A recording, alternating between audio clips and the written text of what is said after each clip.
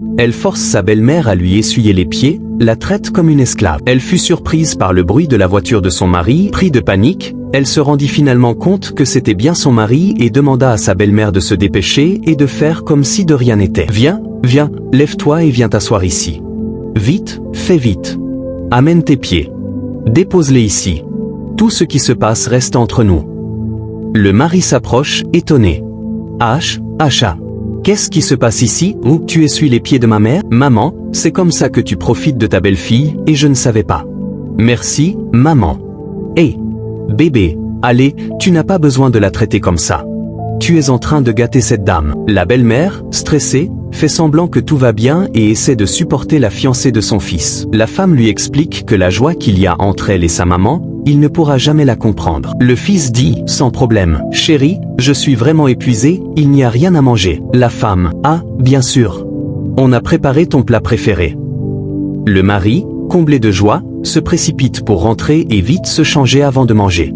Elle en profite pour dire à sa belle-mère, « Si jamais tu essaies de manipuler ton fils ou de lui montrer la vérité, tu me trouveras sur ton dos. Tu feras tout pour quitter cette maison. Change cette expression. Sois heureuse. Regarde-moi ça. » Elle entre dans la chambre en se moquant de sa belle-mère. La belle-mère, triste, ne sait plus quoi faire. Elle accepte la situation et respecte la volonté de sa belle-fille, sachant qu'un jour tout changera. Alors qu'il prie à table avant de manger, la fiancée regarde sa belle-mère d'un air méchant. Le fiancé. « Ah bébé, maman, je sais qu'une fois que tu as préparé ce plat avec ma femme, ce sera super, comme je m'y attendais. Mon fils. Tu me fais confiance, n'est-ce pas? Eh bien. Mon Dieu. » Le fiancé goûte la nourriture et savoure le plat tandis que la fiancée agit, comme si elle avait avalé quelque chose de bizarre. « Oh chérie, tu as quoi? Oh bébé, de l'eau, de l'eau. » La belle-mère la regarde bizarrement tandis qu'elle fait son cinéma. « Qu'est-ce qui se passe? » demande toujours le fiancé. « Oh mon bébé, c'est ta maman, elle a ajouté assez de piment dans ma nourriture. Je te dis, ta maman va me tuer dans cette maison. Toi-même, goûte et vois. Oh mon chéri, oh mon Dieu, elle va me tuer. » Le fiancé goûte et remarque que la nourriture de sa fiancée est vraiment pimentée. « Ah, maman, c'est quel genre de dose de piment ça? Mon fils, je ne comprends pas, c'est la même sauce que j'ai préparée pour nous tous. Oh, maman, c'est quoi ça? Pourquoi as-tu fait ça à ma femme? Regarde combien de piment tu as mis dans sa nourriture.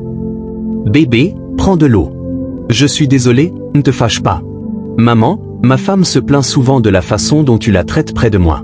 C'est quoi ces manières? Oh mon fils, je ne comprends pas, comment ça se fait?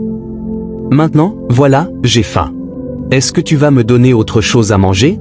Ah, maman, pourquoi fais-tu tout ça? Je t'ai demandé de venir vivre ici parce que je pensais que tu allais combler certains vides, et je pourrais profiter pour bien prendre soin de toi. Maintenant, tu viens mettre le feu dans ma propre maison? C'est ce que je suis censé supporter? Mon fils, je ne comprends pas.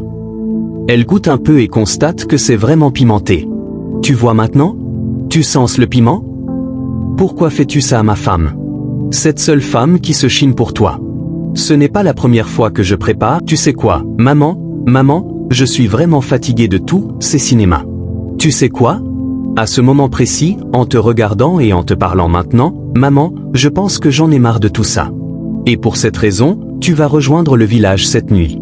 Tu vas retourner au village cette nuit. Elle s'excuse près de sa femme et l'apaise, au moment où sa mère se plaint qu'elle n'a pas ajouté assez de piment dans la nourriture de sa femme. Maman, pour cette soupe, je ne te le pardonnerai pas, dit la fiancée. Tu sais quoi, ça me dépasse.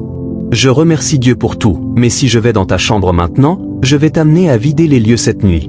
Tu quittes cette nuit, maintenant, dit la fiancée. Tu me donnes pas d'espoir, tu vas quitter, dit la fiancée. La belle-mère s'étonne et lui demande pourquoi elle fait tout ça. Elle fait son cinéma en chuchotant à la belle-mère qu'elle va se décourager et qu'elle n'a pas sa place ici, tout en appelant son homme, lui disant que le piment la dérange.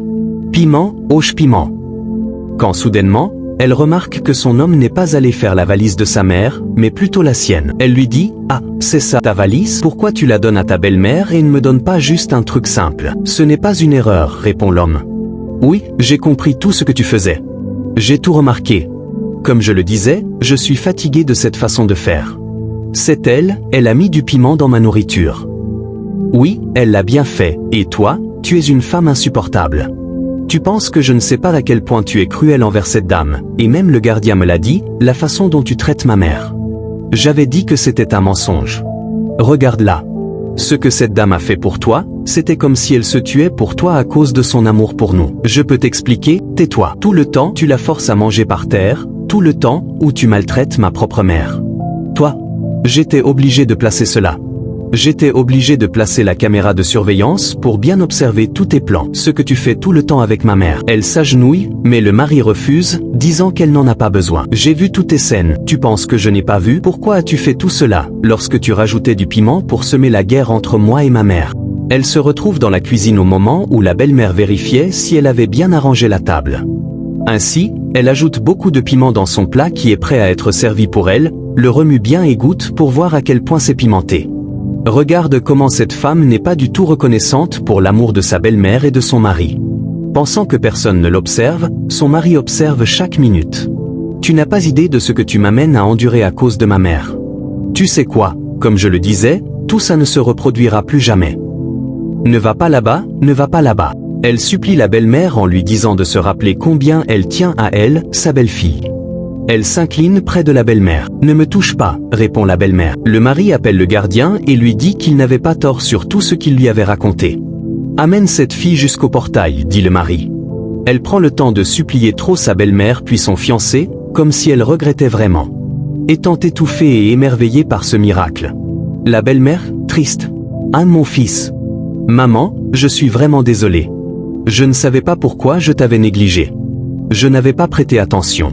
Mais pourquoi n'es-tu pas venu vers moi m'en parler? J'ai essayé plusieurs fois de t'expliquer, mais elle ne me permet jamais de m'exprimer. Dans la vie, le respect et la reconnaissance doivent toujours primer, peu importe notre position. Humilier quelqu'un aujourd'hui peut devenir ton regret de demain. Ne profite jamais de la bonté d'autrui, car tout se paie tôt ou tard. Apprenons à bâtir nos relations sur la vérité, l'amour et la patience. La méchanceté finit toujours par se retourner contre celui qui l'exerce. Si tu as aimé cette histoire, n'oublie pas de liker, de commenter pour donner ton avis, et surtout de t'abonner à la chaîne pour ne rien rater des prochaines vidéos. Active la cloche de notification pour être le premier à voir les nouvelles publications. Merci pour ton soutien.